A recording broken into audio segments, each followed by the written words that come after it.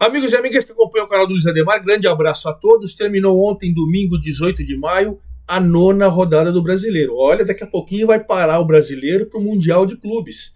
E aí nós teremos Palmeiras, Fluminense, Botafogo e Flamengo disputando o Mundial e o Campeonato Brasileiro da Série A paralisado. E isso é bom para o Palmeiras.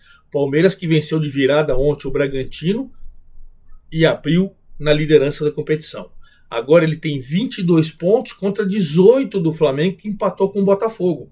Abriu 4 pontos e na próxima rodada nós teremos Palmeiras e Flamengo aqui no Allianz Parque. Então o Palmeiras pode disparar ainda mais. O Bragantino, que perdeu para o Palmeiras, caiu para a 4ª colocação com o mesmo número de pontos do Cruzeiro, que empatou o clássico com o Galo, lá no Mineirão. Então veja que a movimentação no G6... Os 4 primeiros vão direto para a Libertadores e o 5º e 6º disputam uma fase inicial, certo? A movimentação tem o Bahia, que mesmo com um a mais ou com um a menos na maior parte do jogo, um jogador expulso, ganhou do Vitória, o clássico contra o Vitória por 2-1 e voltou para o G6. Voltou na vaga do Fluminense, que empatou com o Juventude em Caxias, e agora Ceará e Bahia, 2 representantes nordestinos no G6. Palmeiras 22, Flamengo 18, Cruzeiro 17, Red Bull Bragantino 17, Ceará 15, Bahia 15, G6. Na zona da Sul-Americana nós temos Fluminense, Corinthians que venceu o clássico contra o Santos, o Atlético Mineiro que empatou com o Cruzeiro, Botafogo que empatou com o Flamengo, São Paulo que venceu o Grêmio e o Mirassol que empatou com o Inter lá em Porto Alegre. Naquele marasmo, Vasco, Fortaleza, Inter e Vitória nada, o Vasco saiu da zona do rebaixamento ao golear o Vitória, hein? O Fortaleza, quer dizer. E na zona do rebaixamento, o Grêmio, que perdeu para o São Paulo, voltou. Juventude, Santos, numa situação delicada, e o Sport, que ainda não venceu, 2 pontinhos só. Vamos falar tudo isso. Antes de mais nada, quero convidá-los a fazer inscrição aqui no canal do Luiz Ademar, ativar o sininho, cada novo vídeo você vai sendo avisado, dê seu like, dê sua opinião, faça sua pergunta, dê sua informação, enfim, como a gente faz nas minhas redes sociais, Luiz Ademar JR. Gente, a gente tem que abrir com o líder, um grande jogo, assisti o jogo inteirinho ontem, em Bragança Paulista, um primeiro tempo muito equilibrado e com o Red Bull Bragantino chegando mais e abrindo o placar. Numa bela jogada pelo lado esquerdo, o Vini sim jogou uma barbaridade, incomodou demais o sistema defensivo do Palmeiras, uma bola que foi rolada para trás, e o Gabriel, além do aquele volante que foi do Corinthians, foi do Palmeiras, foi do Inter e agora está no Red Bull Bragantino. Chutou de fora da área e fez 1-0 para o Red Bull Bragantino com 23 do primeiro tempo. Veio o segundo tempo, aí a vantagem de você ter banco de reservas, né? O Abel não estava no banco, estava suspenso. Quem estava no banco é o João Martins, o seu auxiliar. Aí você faz as modificações, você põe o Thales, moleque da base que é talentoso, você põe o Maurício, enfim. O banco do Palmeiras tem uma fartura. E aí o Palmeiras no segundo tempo foi para cima, pressionando, o Bragantino segurando pressão, até que o Estevão cobra um escanteio e o Murilo vai lá e empata aos 22. E pouco depois, numa jogada também bem trabalhada pelo lado esquerdo, sobrou para o Maurício, deu um tapinha lindo na bola, 2-1, e o Palmeiras virou o placar. 6.601 pessoas lá em Bragança, no estádio municipal, porque está em reforma, vai virar uma arena daqui 2-3 anos. Então vai ficar jogando no estádio municipal de Bragança Paulista. 6.601 pessoas, Palmeiras 2-1, Palmeiras disparou, o Palmeiras foi para 22 pontos, segue na liderança, e o Bragantino caiu para a 4ª colocação com 17, mas está dentro do G6. Vem fazendo um belo campeonato, apesar da derrota normal para o Palmeiras. Já o Flamengo, o vice-líder, 18 pontos, agora 4 atrás do Palmeiras, fez um jogo de desfalques contra o Botafogo. Se você pegar com a Arrascaeta, não jogou. Que o Gerson não jogou. Que o Arthur do Botafogo não jogou. Entre tantos desfalques, né, os dois times criaram pouco, tiveram poucas oportunidades claras de gol. 54.238 pessoas no Maracanã, mas eu classifico o jogo como um jogo fraco, pelo potencial das duas equipes que vão disputar o Mundial. Mas claro, quando você tem muita marcação, desfalques significativos, o próprio Pedro voltando de lesão, tentando readquirir ritmo, um Botafogo ainda ainda travado, às vezes, na criatividade, poucas finalizações importantes, 0-0, acabou um pontinho para cada um. Para o Flamengo, segundo colocado com 18, mas está começando a se distanciar do Palmeiras. E o Botafogo que não consegue entrar no G6. O Botafogo caiu uma posição de 9º para 10º, tem 12, está 3 pontos do 6º colocado. Então o Botafogo também não conseguiu se acertar. O Flamengo continua lutando pela liderança. Enfim, o jogo merecia melhor sorte, merecia mais gols e merecia ser melhor tecnicamente.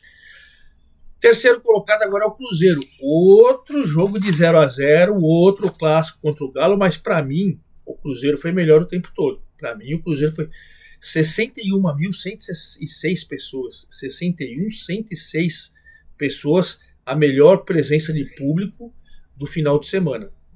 Você vê que no Maracanã a gente tinha 54.300 quase. 61.106. No primeiro tempo, o Cruzeiro com o Lucas Silva meteu uma bola no travessão. O Cruzeiro, para mim, foi mais insinuante, mais agressivo, criou mais sorte. O Galo perdeu o Arana, machucado, lesão muscular ainda no primeiro tempo. O Hulk abaixo do que pode.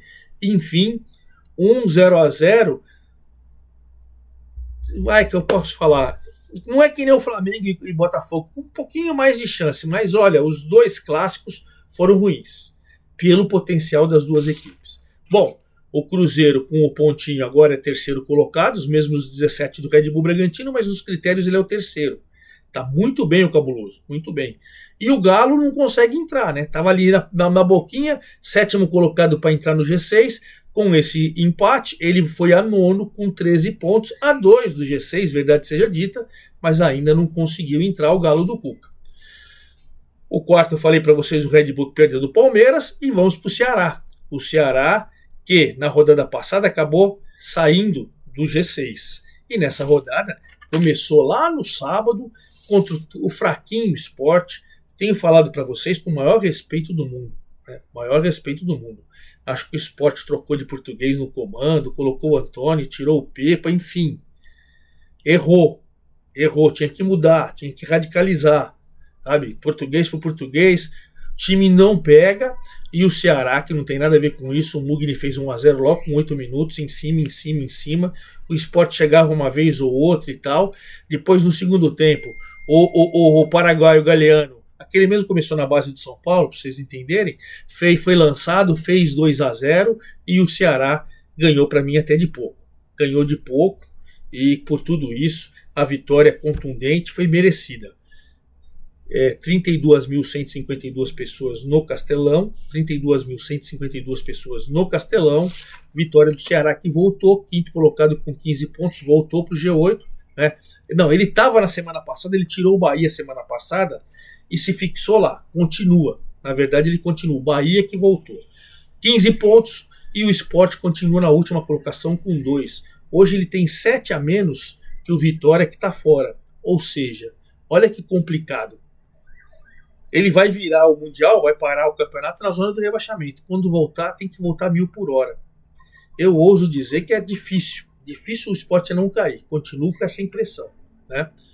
E aí, finalizando, sim, o G6, o Bahia que voltou. Esse clássico foi espetacular. Porque ele foi cheio de situações. 47.796 pessoas, quase 48 mil pessoas lá na Arena da Fonte Nova. O Bahia perdeu o Gianluca. Pô, isso, uma expulsão burra, cara. Uma abraçada na cara do adversário com 3 minutos de jogo. 3 do primeiro tempo. E mesmo com 1 a menos, aos 21 minutos, 22 minutos, cruzamento na área, o Eric Puga de cabeça faz 1-0. O Vitória lutou. O Bahia com 1 a menos foi valente. Um jogão cheio de alternativas, cheio de lá e cá e tal. Fomos pro segundo tempo. Chegou o segundo tempo, Vitória partiu para cima com tudo, e o Renato Kaiser, 2 jogos, terceiro gol dele, hein? Aos 8 minutos deixou tudo igual. Pô, Bahia vai sentir, né? 1 a menos desde o primeiro tempo praticamente inteiro, segundo tempo e tal. O Bahia rebate na área, o Michel Araújo, aquele que veio de São Paulo, fez seu primeiro gol com o Bahia, fez 2-1 aos 20 do segundo tempo. Vitória tentou sair com tudo, mas aí o PP foi expulso com 25. Aí ficou 10 contra 10, aí ficou chances boas para os dois lados, jogo mais aberto, mas o Bahia conseguiu uma vitória no clássico fantástica. Bahia voltou para o G6, é o sexto colocado com 15 pontos. O Vitória caiu 2 posições, é o 16º, tem os mesmos 9 do Grêmio, que está na zona do rebaixamento. Mas nos critérios o Vitória está fora e o Grêmio está dentro. Preocupante para o Vitória, hein? Aí na 7ª colocação o Fluminense. O Bahia voltou para o G6, o Fluminense saiu. O Fluminense foi jogar com o Juventude na estreia do Cláudio Tencati no comando do Juventude. O Juventude, no primeiro tempo, um jogo muito equilibrado, muita marcação, poucas chances. No segundo tempo, o Batalha faz um golaço para o Juventude de fora da área, uma paulada. E aí o Fluminense foi para cima numa tabelinha. O Hércules ajeitou, chutou, o goleiro rebateu, ele fez de cabeça e o jogo ficou lá e cá, movimentado, mas com 8.120 pessoas lá em Caxias do Sul. O time do Renato empatou 1-1. O Juventude, com empate, não saiu da zona do rebaixamento, continua na 18ª colocação com 8 pontos, mas penso que somou um ponto importante contra um time que estava no G6 e agora é o 7º colocado com 14 pontos. Então, pelo menos, foi beleza. E aí, no Clássico Paulista, Corinthians e Santos fizeram um primeiro tempo 0-0 horroroso. Horroroso. O Santos criou as 2 melhores oportunidades de gol. 2 vezes saiu na cara do gol e perdeu. 2 vezes. O Zé Ovaldo perdeu um gol de cabeça que é inacreditável. Aí veio o segundo tempo, o Corinthians foi para cima, o Santos sucumbiu, mostrou que é um time limitado, tomou pressão. Yuri Alberto de cabeça, ainda o Brazão rebateu, mas a bola estava dentro, bem dentro, o VAR detectou, fez 1-0. Depois o Yuri Alberto fez 2-0, mas deram irregularidade, o VAR deu uma irregularidade da jogada, e o Corinthians acabou ganhando por 1-0. O Escobar foi expulso aos 34 do segundo tempo, impedindo até qualquer reação do Santos, que não jogou nada no segundo tempo, e quase 47 mil pessoas lá no Itaquerão, na Neoquímica Arena, 46.932. O Corinthians, com gol do Roberto, fez 1-0 no Santos. Santos penúltimo colocado com 5 pontos. Vergonha. Disputou 27, somou 5. E o Corinthians subiu 2 posições, é o 8º com 13-2 do G6.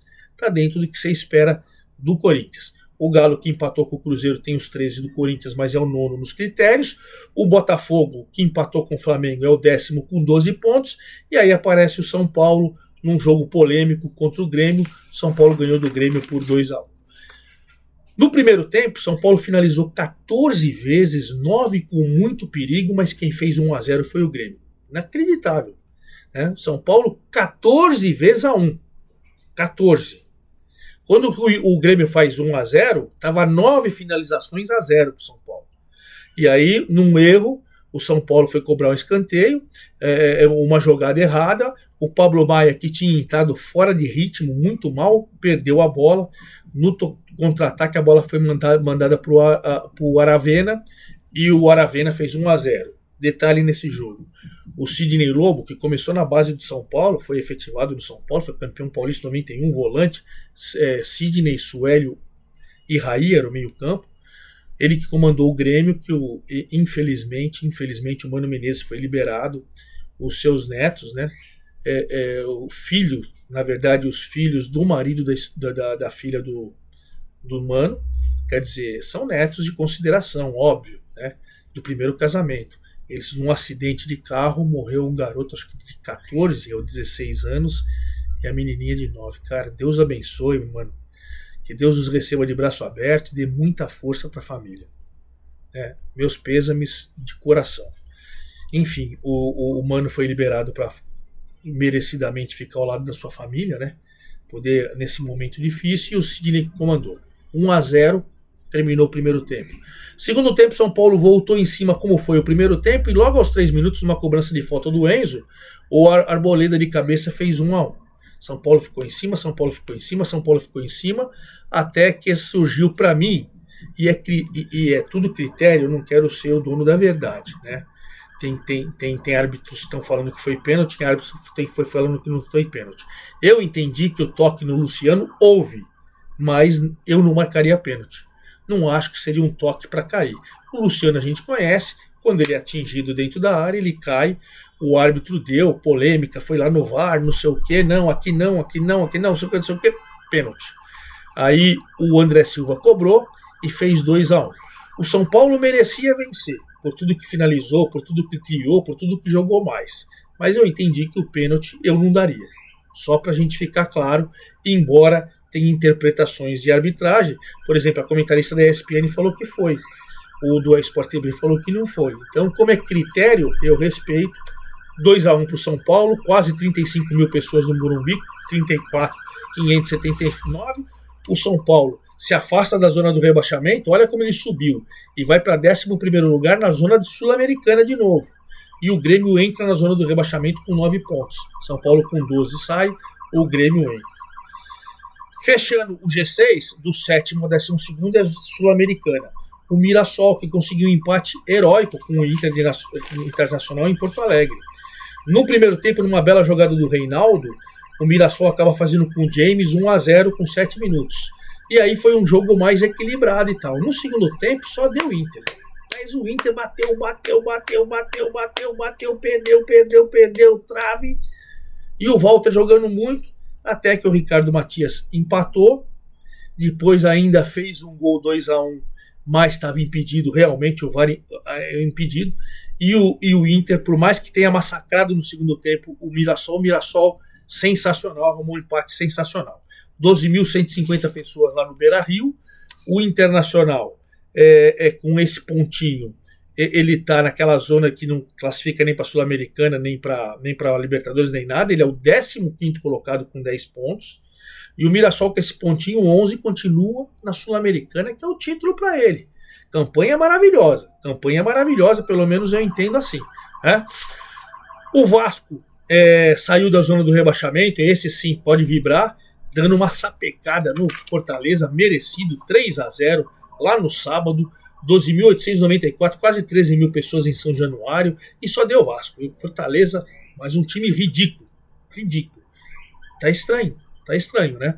Bom, Nuno Moreira fez um golaço com 2 minutos de jogo, o Português deu um tapa na bola no ângulo, 2 minutos de jogo, o Vasco jogou melhor o primeiro tempo, no segundo tempo aí apareceu o Verratti, com 53 segundos, ele aproveitou uns cruzamentos da direita do Paulo Henrique, jogadaça de drible da vaca, quando o jogo cruzou, e o Verratti, depois numa jogada pela esquerda, né, o Verratti aproveitou o cruzamento e fez 3-0. 3-0 contundente. O Marinho do Fortaleza e o Felipe Coutinho foram expulsos no segundo tempo, mais uma vitória contundente do Vasco. O Verratti, com esses 2 gols, ele chegou a 7, juntou com o Arrascaeta. O Arrascaeta não jogou, estava machucado, tinha 7, o Verratti agora tem 7, são os 2 artilheiros do Brasileirão. O Vasco sai da zona do rebaixamento, é o 13º com 10 pontos, subiu 4 posições, e o Fortaleza está nos mesmos 10 pontos do Vasco, mas é o 14º, mas está próximo da zona do rebaixamento. Hein? Vasco 10, 13º, Fortaleza 10, 14º, e Inter 10, 15º. E o Vitória, que perdeu do Bahia, é o 16º com 9. Zona do rebaixamento, você tem o Grêmio, que perdeu do São Paulo com 9, Juventude, que empatou com o Fluminense com 8, Santos, que perdeu com o Corinthians com 5, e o Sport, que perdeu do Ceará com apenas 2, Verratti, Arrascaeta, os artilheiros. E agora, esse meio de semana, nós temos Copa do Brasil. Então, Copa do Brasil, o campeonato vai começar no próximo sábado e depois termina na segunda-feira. Mas Botafogo e Ceará vão jogar só dia 4/6. Então nós teremos 9 jogos só nessa 10ª rodada, aquelas palhaçadas da CBF, né? Vamos lá, sábado, 18h30, Fluminense e Vasco. Outro clássico, Fluminense e Vasco. Fluminense para tentar entrar no G6, o Vasco para se afastar da zona do rebaixamento. Sábado, 18h30 também, São Paulo e Mirassol, no Morumbi, São Paulo e Mirassol. 2 times em zona de Sul-Americana. 21 horas, Galo e Corinthians. Galo querendo entrar e o Corinthians também no G6. Jogão, 21 horas lá em Belo Horizonte. Domingo, 11 da manhã, Grêmio, zona de rebaixamento, contra o Bahia, dentro do G6. Jogão. 16 horas de domingo, Palmeiras e Flamengo, jogo da rodada, primeiro contra o segundo. Palmeiras, mesmo que perca, não perde a liderança, e se vencer, abre sensacionalmente. 16 horas, Sport e Inter. O Sport desesperado na zona do rebaixamento e o Inter próximo. Jogo mais desesperador. 18h30, Vitória muito próximo da zona do rebaixamento contra o Santos, que está na zona do rebaixamento. Acho que o Neymar joga esse jogo aí, veremos, hein? 20h30 do domingo, Fortaleza e Cruzeiro. Cruzeiro estabelecido no G6, terceiro colocado, contra um Fortaleza que precisa se afastar das últimas colocações. Aí na segunda-feira você tem o Red Bull Bragantino dentro do G4 contra o Juventude dentro da zona do rebaixamento. E aí só lá no dia 4 do 6 teremos Botafogo e Ceará. Isso é sempre ruim, mas vamos fazer o seguinte. Na terça-feira, dia 27, eu venho falando dos 9 jogos e a gente deixa um asterisco nesse jogo Botafogo e Ceará, certo? É isso aí, forte abraço a todos, até lá!